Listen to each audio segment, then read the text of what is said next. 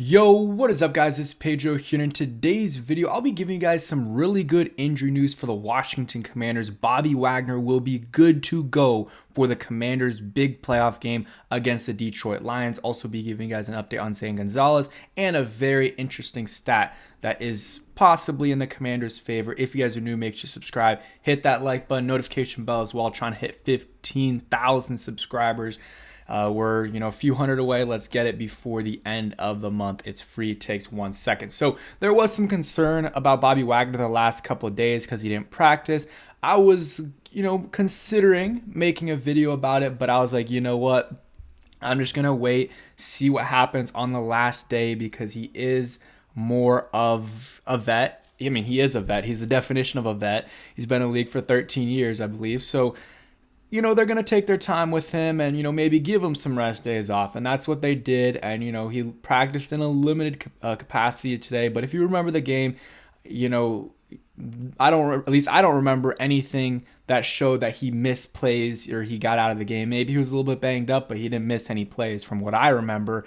And they're just letting him rest and he'll be good to go for this game against the Lions. Dan Quinn said there's no concern whatsoever about this injury for Bobby Wagner, again, going into the game against the Lions. Here's a quick video from him from practice today. They're practicing indoors.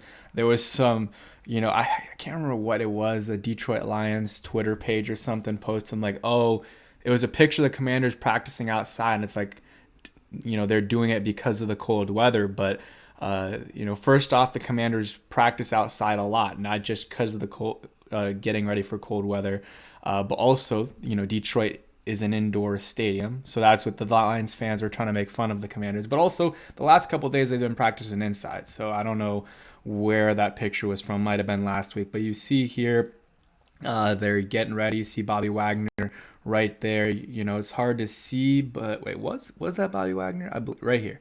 He looks fine. It's hard to tell. They're not really doing anything. Yeah, 40. I was looking at 45 for a second, but he's walking fine without a limp. So obviously it's a lot different playing a game, but he looks fine right now. Zane Gonzalez, they also said no concerns for him. They said he's good to go for the game. Had a hip injury, and yeah, it was something that he was limited or something one of the days in practice, but he's good to go. They brought in some kickers for a tryout just in case, but again, he's good to go. And those were really the main injuries from this week. I mean, I can look up the whole injury report for y'all, but overall, the Commanders are relatively healthy. There's some guys that are still in IR, like Noah Brown, Austin Seibert, but still no word on those guys. So Jordan McGee, he's really the only guy that's going to be out. Dan Quinn talked about it in the press conference.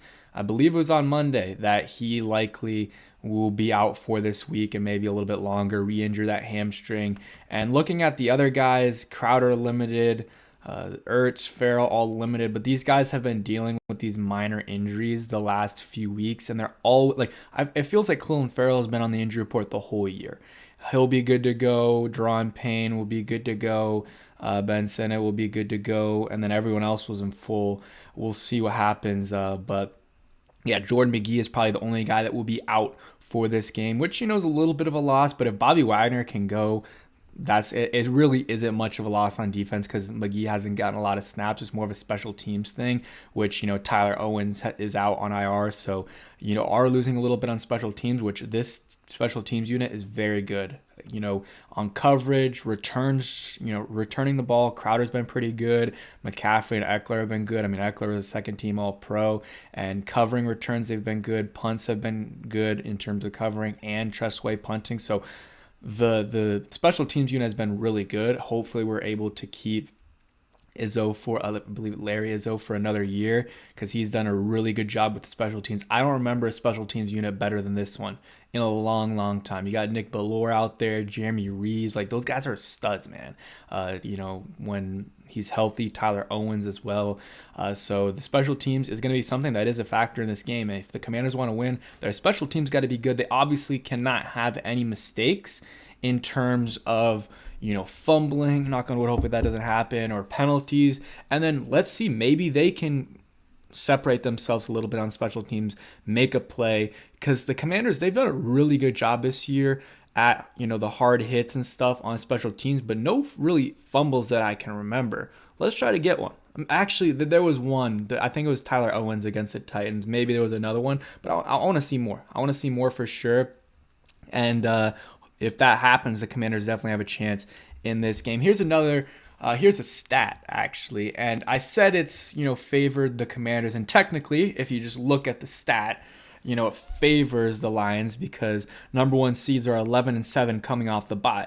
But you would think that record would be much more better, because not only are they the number one seed, so they're going to be favored anyways, but they also have the bye. So to have an 11-7 record is not that good. And also you have to think about it. They're at home. They just came off the bye, and they are the number one seed. So 11-7 coming off the bye. The Commanders have a chance to win this game. I really do think they do.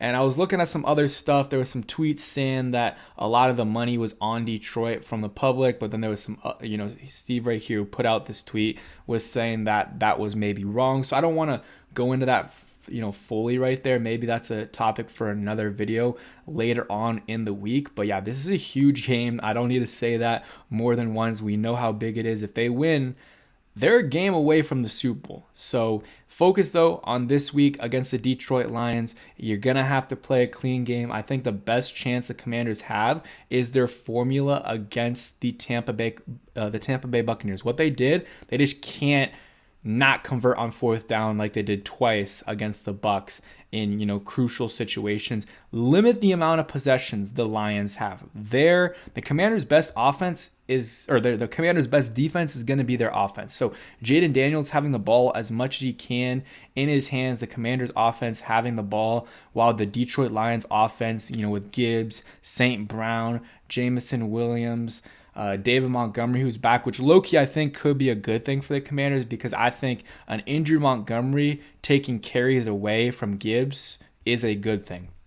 But limiting the amount of possessions the Lions have is going to be, good. And then also it, puts more, not luck into it, but with, fewer possessions, there's, more opportunity for one crazy play that maybe the Commanders defense or special teams makes that can change the game possibly. So that's what I would say. Keep the possessions to a minimum and, be as efficient as possible.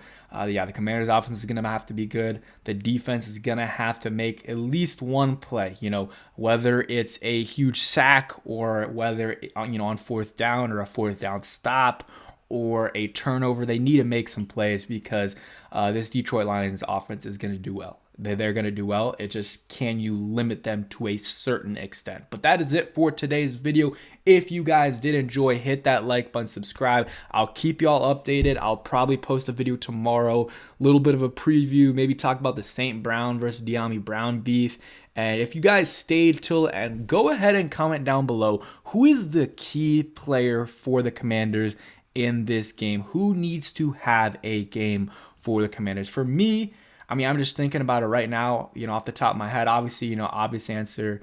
I said obvious twice in a row. Jaden Daniels, but I would say Frankie Louvu. If we have an outstanding game by Frankie Louvu, he's all over the place.